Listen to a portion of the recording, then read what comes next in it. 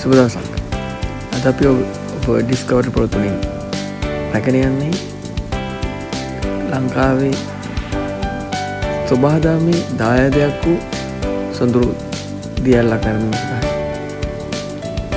මේ ස්ථානයේ පිහිටා තිබෙන්නේ මහනුවර නුවරඑළිය ප්‍රධාන මාර්ගයට යාබදව.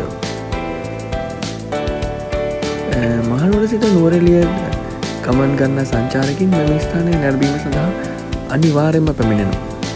ඒකට හේතුව වන්නේ විශේෂ කාලයක් සහ විශේෂ මුදලක් වැය නොකර නුවරඑළියට යන ගමන් මේ නැරඹීමට හැකියාව තිබෙන නිසා.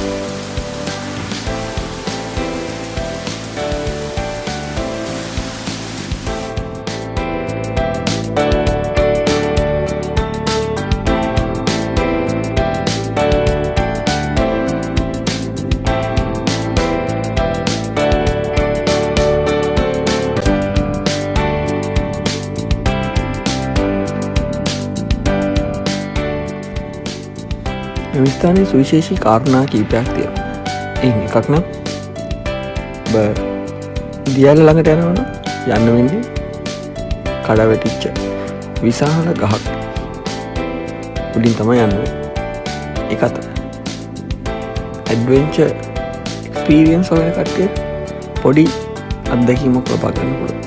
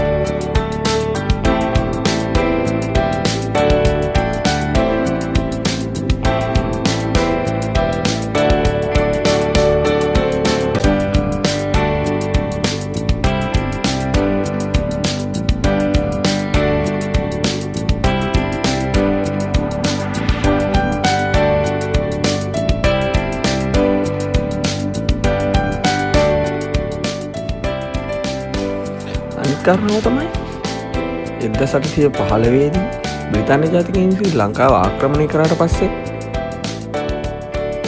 ඔවුන් විසින් නුවර සිට නුවරඑළිය දක්වා යාමට මාර්ගයක් නිර්මාණය කරනවා. එම මාර්ගයේ අදත් සුරක්ෂිතව පවතිනවා මෙම ස්ථානයේ ගල්ආරුක්කුවක් සහිතව. ඔබට එම ස්ථානයක් නැරඹීමට හැකියාව තියෙනවා මෙතන.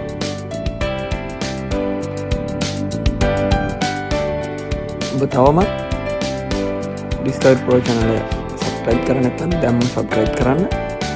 subscribe button එකට එහා පැත්තේ තියෙන bell mark එක ටික එකක් දාන්න. අමතක කරන්න එපා.